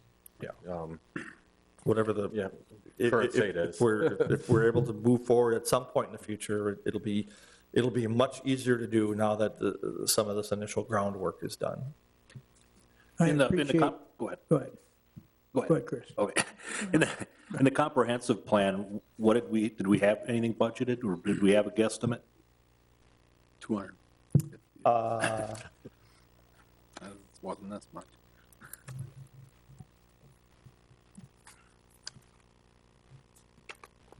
I don't think it wasn't as much as this. No. Yeah, I was just I thought it curious. was 250,000. I want to say it was, Close to 250. yeah, like around 250 or 300,000. That's what I remember. Okay. That was a rubber Yeah. stamp for me back in. So that number has gone up. I thought you were just kidding. No, that in the was last easy. couple- That was easy for me if that was the number. 250,000. Like, yeah, let's get that done tomorrow. But, oof. We should have. Yeah. Yep. Rex, in concept, I have no problem with it, and I appreciate all the work that you guys put into it. But when I look this over, and on my notes here, I've got too costly, porta potties would be a lot cheaper. Looking at the way things are, and I think for all of us, whether it's the board or the full board or, us as individuals, consumers, things are just out of line the way they are right now. Yep. And when I looked at this, 600 and some thousand, pushing almost $750,000 to build a restroom, We can get a bridge for that. yeah, I had a real problem with it. So I'd be all in favor of putting this on the back burner. It has been. We all kind of felt the same way, but, like I said, it's good that we went through this exercise because we've got the costs now, we've got designs. If it comes up, if people are asking for it, we've got a good start on at least explaining why what the challenges will be moving forward or why we haven't yet built it, based on some of these estimates, so. So looking at the quotes, I'm 100% in favor of option one with the splash pad, just because that's the calling. It makes the most sense. It's going to get used.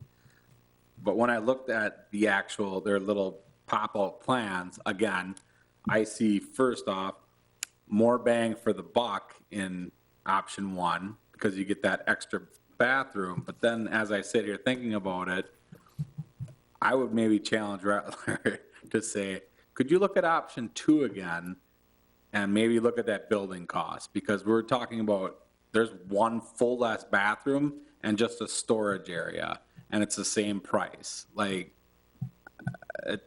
something's not, in my opinion, one of those two are not right. Either option A is higher because there's an extra bathroom in there, there's extra walls, there's extra plumbing, there's extra fixtures, or option two, it's just a whoopsie. I just asked the question. I think it's way too much to pay for that small of a building. But I know, and the difference in the two quotes is there's a little more concrete and excavation in option one than two. There's a little more to option one but I think the building number might be just keyed in the same because they're the exact same price. You get more in option one than you get in option two. It's a lot of money to use for a restroom facility. Yes. I will say this.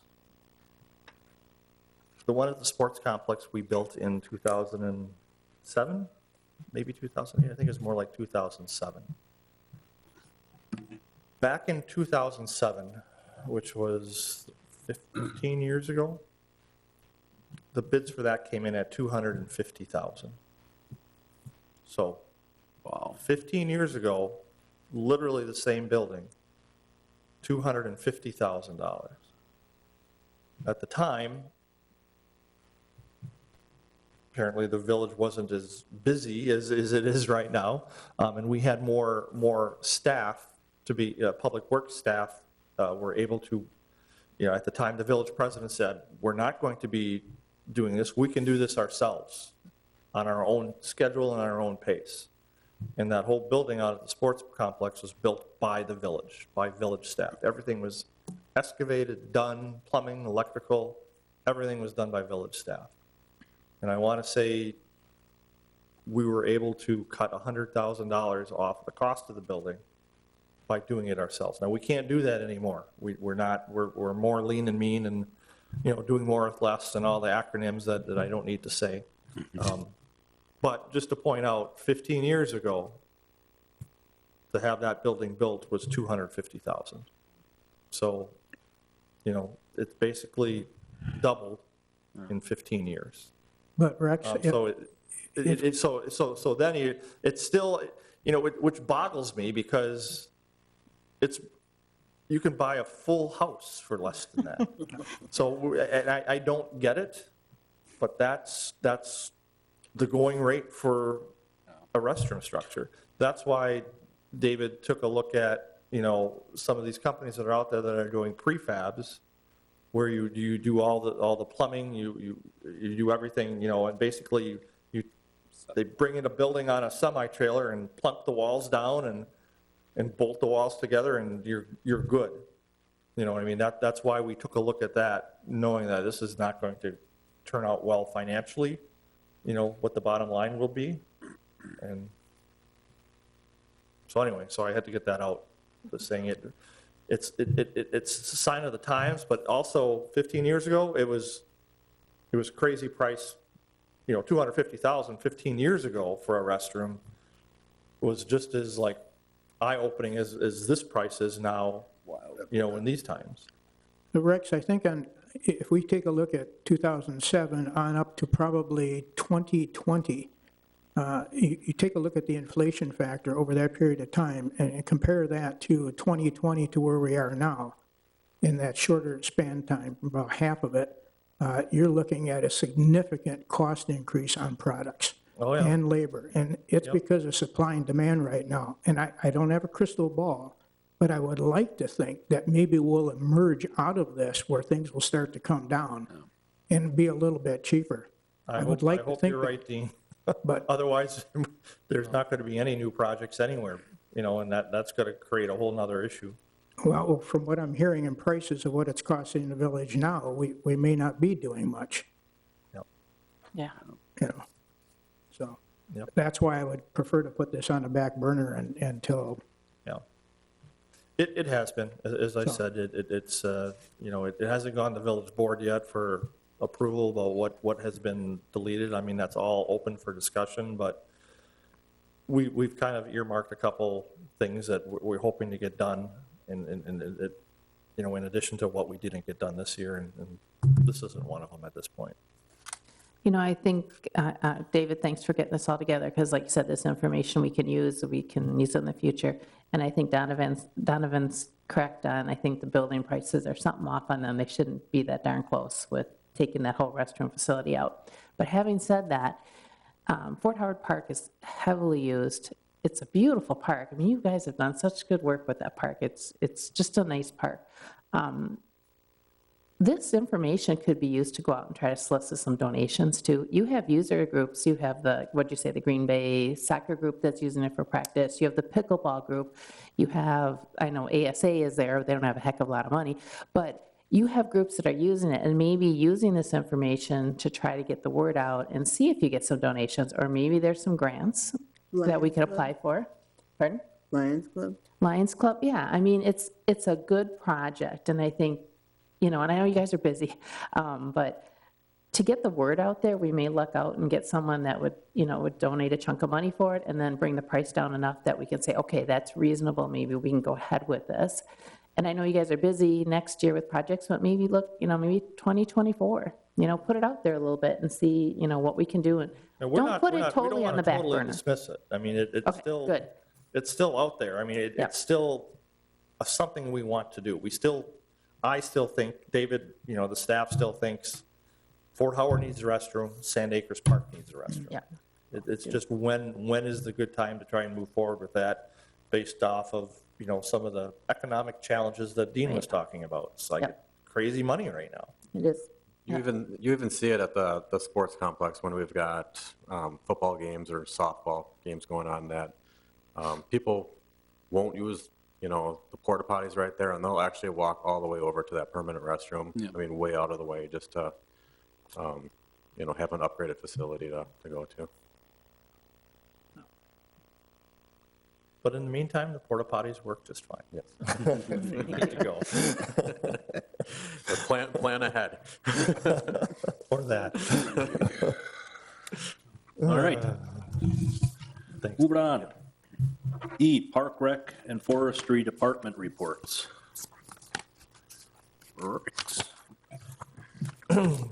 So you just have some general information here. We talked about a lot of the stuff regarding the parks already. Brochures out. We've got, fall programs are running right now. Something I can talk about, I don't know how much is in here, is just with our full-time person. As you may know, because I don't believe we had a park board meeting in September, but our park foreman retired. Glenn retired. Glenn has been with us, 25 years? At least, yeah. Yeah, long time. And he's been our foreman since 2006. So that's a lot of knowledge that's now gone, and he was a good jack of all trades. So we opened up the recruitment for the position. Well, actually, we moved Dan DeBush, who was our number 2 man. We have 3 guys now. So Dan was our number 2. Dan moved up into the park foreman position, and he'll do a great job. I'm not concerned about that. Our number 3 guy was happy with his schedule. He comes in earlier in the morning to deal with the community center and get that cleaned before it's opened. And he liked that schedule, so he was happy where he was at. So that opened up the middleman, the number two man position, which is also a good jack of all trades position. So we did 11, I call them speed interviews, about 2 or 3 weeks ago. And then we narrowed that down to 4 more in-depth interviews, which we did last week. And we've offered the position to someone who will be getting back to us by tomorrow morning, I believe, of whether or not they want to accept that position. So hopefully if they accept it, then what is mid-October, we're hoping maybe the second week in November we'll be back to full strength in terms of park maintenance. Right now, it's just basically Matt and Dan trying to stick their finger in the leaks, and trying to get things done, get things winterized before things really start to freeze, try and work on any of the baseball fields, community gardens. It's just a lot of stuff to do. We're also down a couple of seasonal workers, which means the trash cans don't get emptied as often, or the medians don't get mowed as often, so it might be looking a little bit rougher out there, but we're trying to hit the high spots, the most visible spots that people would, notice the most with our staffing levels right now. But that's kind of where we're at with the full-time stuff. Just to let you know, an offer has been put out there for someone, and Dan DeBush has moved up into the park foreman positions.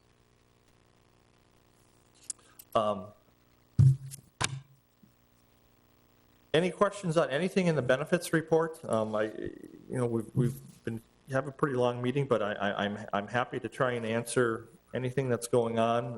We're Tim in Forestry Division. We haven't talked about forestry at all tonight, but they're extremely busy right now. They've done a lot of stump removals.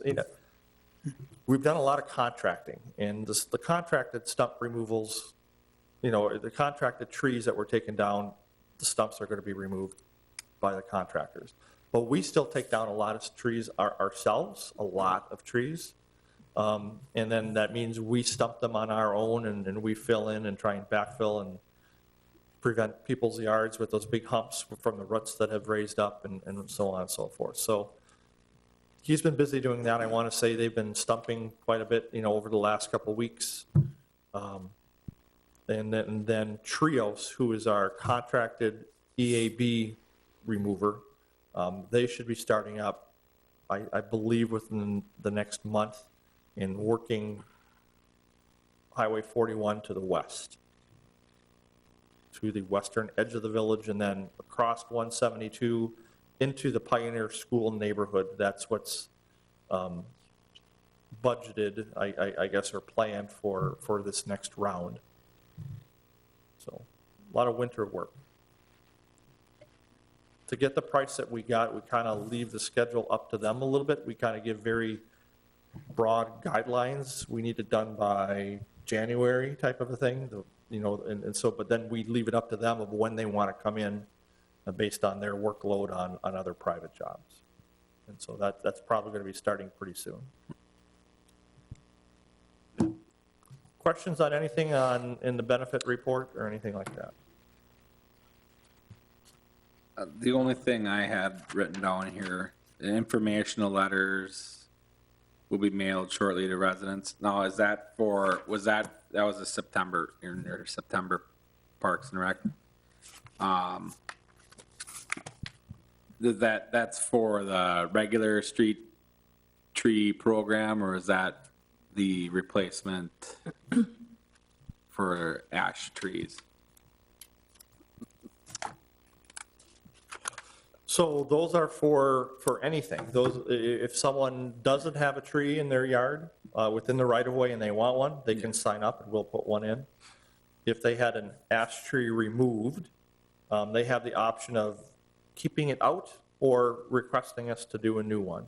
So then those letters that's what those letters are about. Okay, so, all right, so I have 2 ash trees on mine that are gonna be kaputskis. So after they are removed, that following year, you'll get a letter saying, are you interested in replanting? Perfect. Thank you. Anything else? No? Thank you, Rex. Yep, thank you guys. Appreciate your time and listening to all of our reports this evening. It was well presented. Good information. Yep. All right, items for next agenda. Anybody, did we have? I had a couple maybe. See if Tim could maybe come in and talk to us about the Emerald Ash Borer project and how things are going and where they're going to be next and all that. Either that or maybe to Village Board, either one. And then I was wondering if we could maybe discuss the access points to Ashwaubomay River Trail, especially if the Village Board approves the bridge going in. We're going to have a lot more people using that trail. There are access points from the marina, but no one would know it unless they know it's there. To have a sign on Broadway at some type, even a small locator sign. Look at that other access point, which is just to the north of WPS. Again, the person that put the sign in, me, years ago, put it in the wrong direction, and you can't see it from the road. So maybe seeing again if we could look at some location type signs. Because it's going to be busy, we want to make sure people can get there and enjoy it and take advantage of it. So just maybe looking at some of those accesses and making some decision on what we want to do for that. There, good point. Yeah. All right, if that's it, I'll take a motion to adjourn. Make a motion to adjourn. Good job. Second. We got a motion and a second. All in favor, say aye. Aye. Opposed? We are adjourned. Thanks, everyone. This conference is no longer being recorded. You should be in bed. Me too.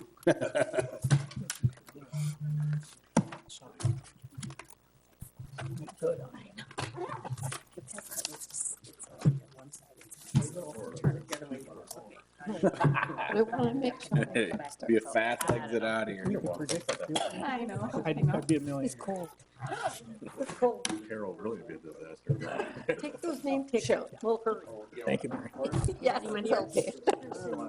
Thank you, Mary. Have a good night. And I'm going to pass them on. Sure.